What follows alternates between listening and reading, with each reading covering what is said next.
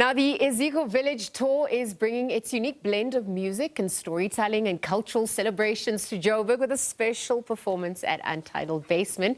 This intimate evening of song and spirit, it's a homecoming. It's a chance for audiences really to reconnect with their roots and gather around the metaphorical village fire. Legendary percussionist Tlale Makhene joins forces with Dumza to create a powerful musical journey that weaves together jazz, soul, and indigenous sounds. And each note is a story, each voice a call to remembrance, and each instrument is a bridge between the old and the new. So for more on this, we are joined by Dumza Maswana himself here in studio to chat further. Dumza, welcome. Well, good morning. It's nice to see you again. Good to see you once again. It's been a while, yeah, and it's so good to see that you're doing so well, and congrats on your tour. EZIKO Village Tour it's really bringing so many elements together, and it's a great remembering. Absolutely. Tell us a little bit more about the journey that's culminated to this point for you. So when I started this journey, I thought that I've been doing music for some time. Yes. And one thing that was really troubling me is that the people that gave me the language and the music and the sound and the rhythm, everything that I have, they don't have access to the music, you know, because it's jazz, there's pianos and all those things. I can't take my music to the villages. Oh. And so I started this thing that, guys, can we just go to the villages? But how do I take the pianos and everything to the villages? I was like, okay, let me just take Uadi and, you know, let everything be acoustic. So that they can experience this. So that's how it started, you know, but now we are literally, it's not just about taking music to them, but it's taking the village to the cities and everywhere. Exactly. Yes. And that's why it's that homecoming of sorts as well. Yeah. When you speak about this, there's a lot of storytelling elements as well, and that remembering of the sounds, the music. You were describing the instrument that you use, how it's got two notes. Yes. The significance, the significance of that. What's the messaging that comes through when you're bringing it back? Well, taking it to the village, but bringing it back to the city now. I think it's important that the people from the villages know that their stories and their lives, you know, are valid. You know, their stories and their lives are not just one of those things that are forgotten, you know. Yes. So we take that life and put it on the mainstream, you know. At least we're trying to do that. I mean, the music, the rhythm, and most of the sound that I have is from Ekaya, you know, songs that I was taught by my grandmother when I was very young. So I think it's a way of us remembering where we come from, you know, so that we know where we're going. So I think this sound really does that. And I use Uadi. I haven't been playing Uadi for a long time, you know, but I think, you know, Uadi is my good friend now. Yeah. Beautiful. I mean, I even tried to draw parallels to what Bahlo was playing earlier on, and you mentioned you mentioned the distinction that that was 3 notes and this was 2 notes as well. Tlale Makhene joins you. That synergy, that collaboration. We've been talking about it with Tlale. You know, Tlale Makhene is one of my favorite percussionists, and he's a very nice person as well. So we've been talking about collaboration, you know, and this is the opportunity we're going to do this. And I was saying to him, I think we are going to record this project EZIKO, you know, with him, because it's really amazing. And you've gone around the country. Yes. And so I wonder how that's been received, because it's been amazing. We went to Cape Town. We went to University of Northwest University. I did a masterclass there and a concert. It was well received, and then I did Cape Town as well. And everywhere I go, I always do these masterclasses and workshops, you know, so that people understand what we're doing. Because, you know, when you are heavy white, people, they expect you to sound like maybe Michael Jackson or whoever, you know. But I think they should understand that. I mean, I can sing anything. Yeah. But the fact that I chose to sing the way, you know, the way when I wake up, the way I sing when I wake up is exactly how I sing, you know, when I'm alone, for that matter, when I'm in the shower, that's what I'm taking to because it's very much relatable. You know, you don't want to go to it. This show is not just about showcasing how talented you are, but it has a lot of these elements, you know. Even the wisdom that your grandma Gogo imparted to you, and the people around you as well, that you carry with you.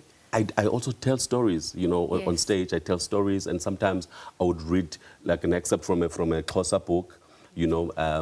So it's a mix of all those things, you know. So this we are doing Joburg for the first time because I've always wanted. A few weeks ago, I was here with my orchestra, you know, at the theatre, Market Theatre, and people really loved it. And this time around, I'm coming with something different. And Untitled Basement is that place where you can really showcase anything. It's a great platform. The role of storytelling is so important at this point. To know where we're going, we have to know where we come from as well. And yes, now you're at Untitled Basement, you're in the city, you're bringing that knowledge back. Yes. What healing does it offer for our people as well? I think for me first, for me first, because there's that yearning, that little child in me yearns for home. Because I left home when I was very young, so when I'm doing this, it heals me first, because I always have to go back to my grandmother's hut, and to the streets of Ngushwa, where I was born.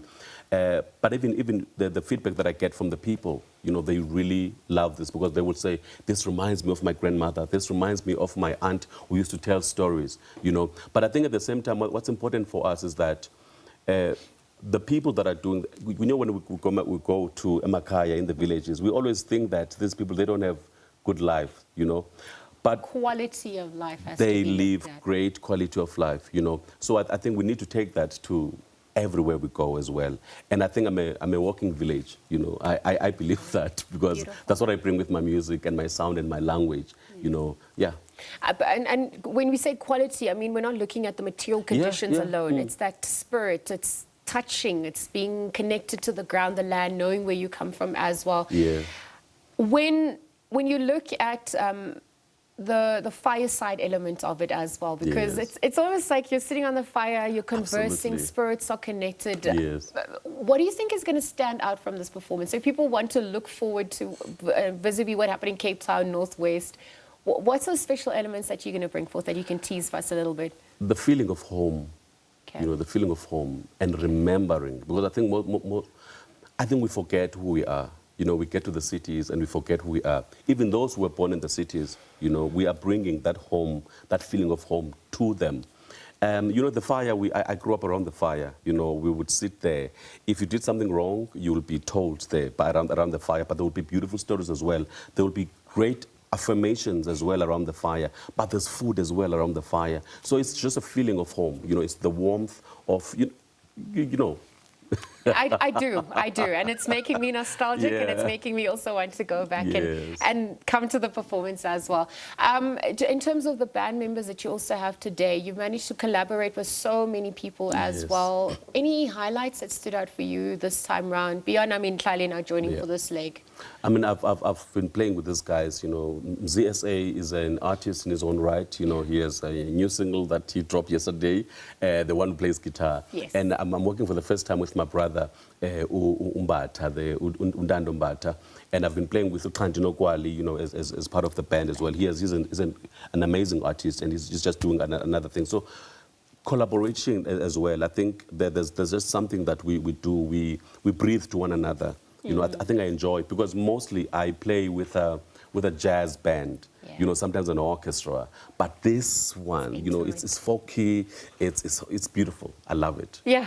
Okay, well, you've said enough. Thank you so much for joining us at this. I'm wishing you all the best with your tour and with the performances, all that's happening at Untitled Basement. Yes. I know that you're going to be performing for us in just a moment, so I'm not going to say goodbye just yet. Thank you, Dumza, for joining us here this morning, chatting about that EZIKO Village Tour, and of course, what else we can expect of future endeavors as he continues to shine and embark us or take us on that great remembering journey. So we'll be right back after this with that performance. Stay tuned.